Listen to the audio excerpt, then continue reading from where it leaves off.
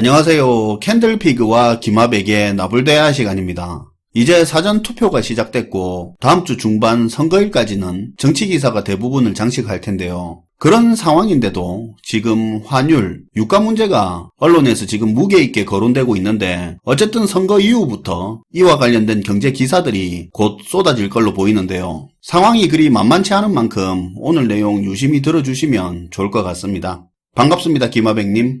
네, 안녕하세요. 최근 가파른 환율 오름세로 다시 경계감이 돌기 시작했고요. 우리가 잠시 관심 밖에 두고 있었지만 불안불안하게 돌아가던 중동 정세에 긴장감이 큰 폭으로 고조되면서 유가까지 급등세로 이어가고 있습니다. 거기다 고물가 상황이 만성이 된 와중에 또다시 물가가 제어 안 되는 모습을 보이면서 현재 우리는 고환율, 고물가, 고유가라는 삼중고에 노출돼 버렸는데요. 아시다시피 안 그래도 경기 둔화와 침체에 경계를 왔다 갔다 하는 그런 안 좋은 경제 상황에다 가계, 기업, 부동산 PF까지 부채 문제도 터지냐 마냐 하는 임계점에서 줄타기를 하고 있는 그런 상황이잖아요.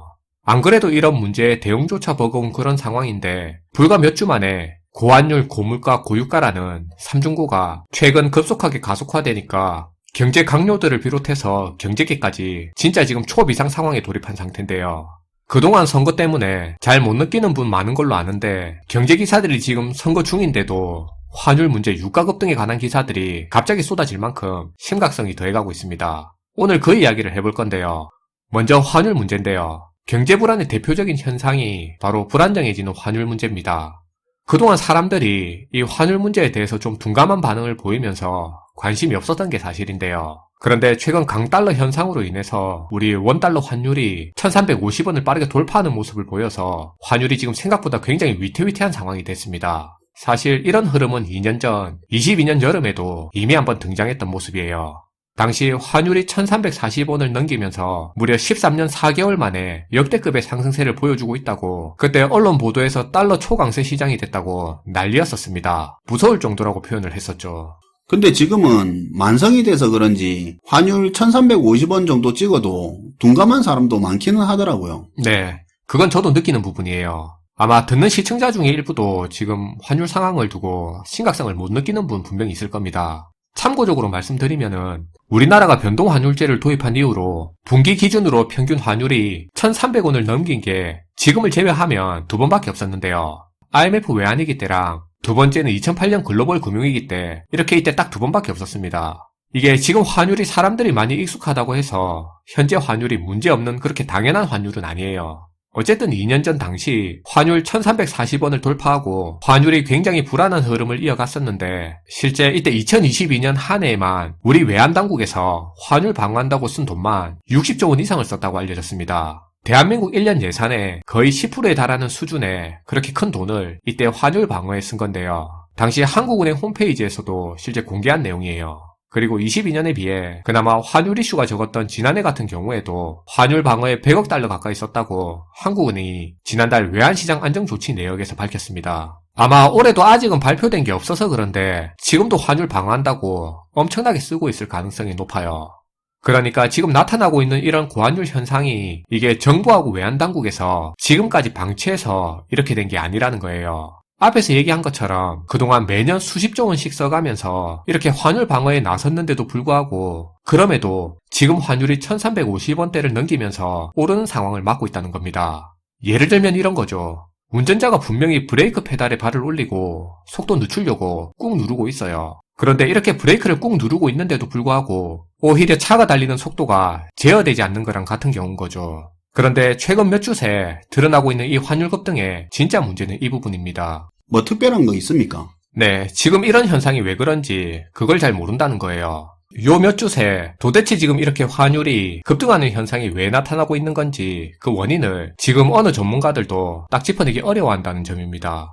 한번 생각해보세요. 최근 수개월 동안 무역 흑자도 나는 상황이고요. 달러를 벌어들이고 있다는 겁니다. 증권시장도 지난 한 달간 외국인들이 코스피 코스닥 시장을 포함해서 우리 국내 증시에서 약 5조 7천억 원을 순매수한 걸로 나타났습니다. 여기에 FDI라고 외국인 직접 투자 규모도 늘어났다고 나오고 있죠. 그러니까 간단하게 얘기하면 지금 각 분야가 돌아가는 상황으로 봤을 때는 달러 외화가 전반적으로 유출되는 상황이 아니라 우리 국내로 흘러 들어오고 있는 상황이라는 겁니다. 그래서 이 기준이면 무역이나 자본시장 관점에서 보더라도 환율이 지금처럼 몇 주 동안 이렇게까지 갑자기 확 튈 이유가 별로 없는 거거든요. 그런데 달러가 이렇게 들어오는 상황에서 지금 환율이 오르는 현상이 벌어지게 되니까 이게 외환 전문가들도 이 상황을 두고 혼란스러워하고 있다는 거예요. 자기네들끼리도 서로 동의하지 못하는 의견이 분분한 상황이고 명확하게 지금 뭐라고 설명을 못하고 있습니다. 여기에 외환당국조차도 이게 뭐가 문제고 이런 현상이 나타난 이유가 뭐다 해서 이런 원인과 대응에 대해서 이야기를 해야 되는데 이게 일반적인 패턴인데 이번에 외환당국도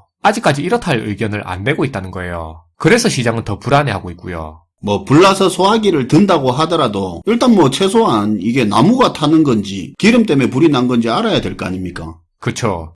환율 상황이 이러다 보니까 이제 당연히 또 물가 문제가 비상이 되고 있습니다. 지금 굉장히 심각하게 빠져들고 있는데요. 물가 문제는 사실 이미 다들 피부로 지금 느끼고 있잖아요. 그런데 이 물가 같은 경우 우리나라가 특히 더 문제인 게 물론 이 고물가 상황이 세계적으로 다른 나라들도 공통적으로 겪고 있는 문제인 건 맞지만 그럼에도 전반적으로 다른 나라들은 물가는 계속 오르더라도 그래도 물가 상승률 속도는 전반적으로 더뎌지고 있잖아요. 그건 그렇죠. 반면에 우리나라는 올해 들어 오히려 물가 상승률 속도가 반등해서 올라가고 있습니다. 우리가 흔히 장바구니 물가라고 해서 변동성 크고 피부로 제일 많이 느끼는 농축수산물의 물가 상승률 같은 경우에는 지금 11%가 넘게 올라가고 있는 상황이고 개별 품목으로 보면 지금 이런 상황이 더 심각합니다. 80% 2배씩 오른 건 고사하고 사과, 감자, 바나나 같은 경우에는 한번 찾아보시면 아시겠지만 세계에서 지금 우리 한국이 제일 비싸게 팔리고 있는 상황입니다. 그러니까요. 등급 높은 사과 같은 경우는 사과 한 개가 국밥 한 그릇 가격이더만요. 맞아요. 그리고 이렇게 물가 문제하면 물가에서 유가가 차지하는 비중이 굉장히 큰데 유가도 지금 답이 없는 상황으로 치닫고 있어요. 일단 지금 유가 상황의 심각성을 이해하기 위해서 화면의 유가 그래프부터 먼저 같이 한번 보시죠. 최근 들어 국제 유가의 오름세가 지금 굉장히 심상치 않은 상황으로 현재 무서울 정도로 가파르게 상승하고 있는데요. 이달 초에는 세계 최대 석유 수출국 중에 하나인 러시아에서 자국 석유 회사에다가 감산을 지시한 상황이고 그리고 그저께 지난 3일에는 오펙 플러스 장관급 회의에서도 현재 하고 있는 원유 감산 정책을 앞으로도 계속 더 유지할 계획이라고 발표했습니다. 그런데 사실 앞의 내용들을 더 압도할 정도로 더 결정적인 문제는 따로 있죠. 지금 중동에서 확전 우려가 급작스럽게 커져버렸다는 겁니다. 며칠 전에 이스라엘군이 시리아 수도에 있는 이란 영사관을 폭격해서 다수의 이란 혁명수비대 고위 간부가 사망한 사건이 있었습니다. 여기서 이번에 이스라엘이 이란의 영사관을 폭격했다는 건 사실상 이란의 영토를 직접적으로 때렸다는 의미입니다. 그런데 이번 사건이 그동안의 상황하고는 좀 차이가 있는 게 그동안의 이란은 시리아나 레바논의 헤즈볼라, 예멘 후티, 이라크 등지에서 친이란 세력을 지원하는 식으로 대리전의 형태를 띈 분쟁 형태로 주로 이란이 이들한테 자금과 전쟁 물자 등을 지원하고 대신 싸우게 하는 식으로 그렇게 대리전을 뛰는 게 일반적이었습니다. 이란이 직접 전면에 나서는 경우가 희박하다 보니 그동안 국제사회에서도 중동 내 혼란스러운 정세에도 이란이 직접 나서지는 않을 거라는 그런 판단하에 긴장감이 덜했던 게 사실이고요. 쭉 그래왔으니까요. 네. 그런데 이번 같은 경우에는 이란이 직접적으로 자기들의 영토구역에서 폭격받는 상황이 펼쳐졌잖아요. 안 그래도 이란은 미국의 이란 제재 이후로 경제가 망가질 대로 망가진 데다 물가 상승률이 40% 수준까지 이른 심각한 상황이라 이란 국민들의 불만도 수습이 안 될 만큼 커질 대로 커져 있는 상태라는 말이에요. 그러니까 재작년에 이란에 그렇게 큰 대규모 시위가 있었던 이유도 있겠죠. 네, 이런 분위기에서 이란 지도부가 그냥 예전처럼 지금 이 상황을 다른 무장 세력들을 동원해서 대리전 형태로 복수하기에도 이란 정부 입장에서 면이 좀 안 서는 상황이 된 겁니다. 그래서 지금 이란 지도부에서도 보복을 예고하고 있는 상태고요.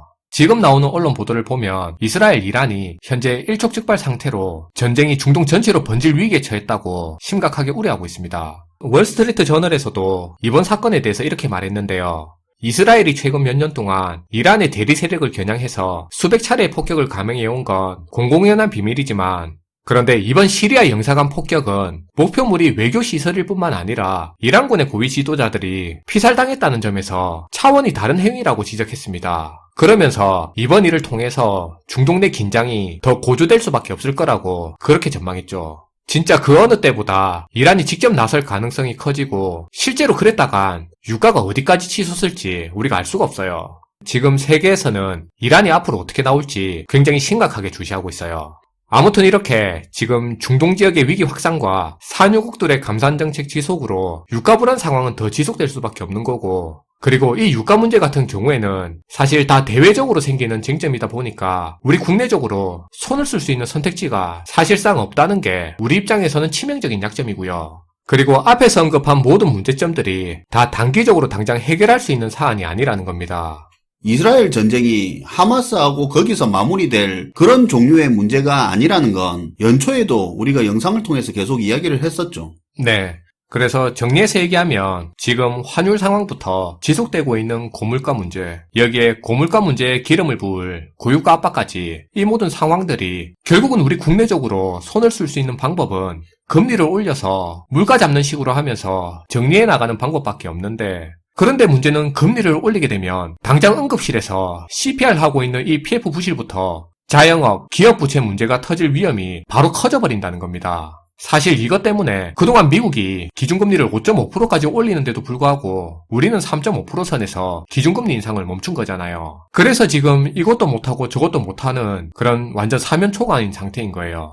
사실 엄밀히 보면 그동안 그렇게 기회가 많았는데도 불구하고 부실 부채 터질까봐 부담된다고 해서 금리 인상 안 하고 그래서 환율 안정 못 시킨 거, 그리고 물가 못 잡은 거, 그 청구서들 지금 고환율 고물가 형태로 다 돌려받고 있는 겁니다. 현실적으로 이제 할 수 있는 선택지가 기우제밖에 없죠. 시간 지나서 알아서 환율 떨어지고 유가 떨어지고, 그래서 물가 떨어질 때까지 고유가에 대해서 유가 보조금 지급하고 환율 방어하면서 제발 떨어져라 하면서 기우제 지내는 방법 말고는 달리 방법이 없습니다. 아니면 지금 시장에서 계속 기대하는 것처럼 미국의 급격한 금리 인하밖에 없는데, 그런데 그것도 사실 지금 시장 기대하는 것과는 다르게 그런 미국의 금리 인하 가능성은 점점 떨어져 가고 있는 게 사실이에요. 실제 당초 이야기하던 것보다 지금 금리 인하 시점도 지금 계속 뒤로 미뤄지고 있고요.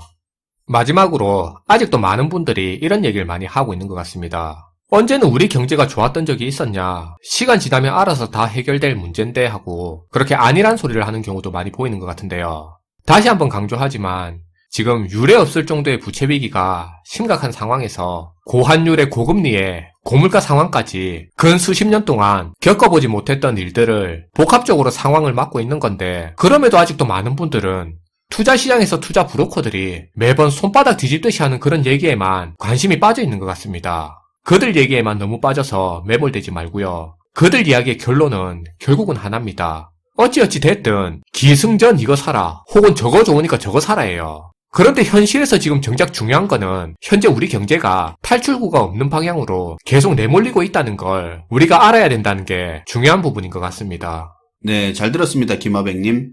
네, 감사합니다. 오늘은 최근 몇 주 새 갑자기 심각해진 우리 경제의 삼중고에 대해서 이야기를 해봤는데요. 지금 선거 이슈 때문에 관심은 덜하지만 선거 끝나고 얼마 안 돼 경제면에 도배될 이야기입니다. 계속 관심 가질 필요는 있고요. 지금 이 상황이 미국 금리 인하 기대감 하락이나 중동 정세 격화와 같은 하나의 이유 때문에 발생하는 그런 문제가 아니라 지금 세계가 우리나라가 직면한 복합적인 문제 중에 하나일 뿐이라는 걸 꼭 알 필요가 있을 것 같습니다. 시청해주셔서 감사하고요. 지금까지 나불대화 시간이었습니다.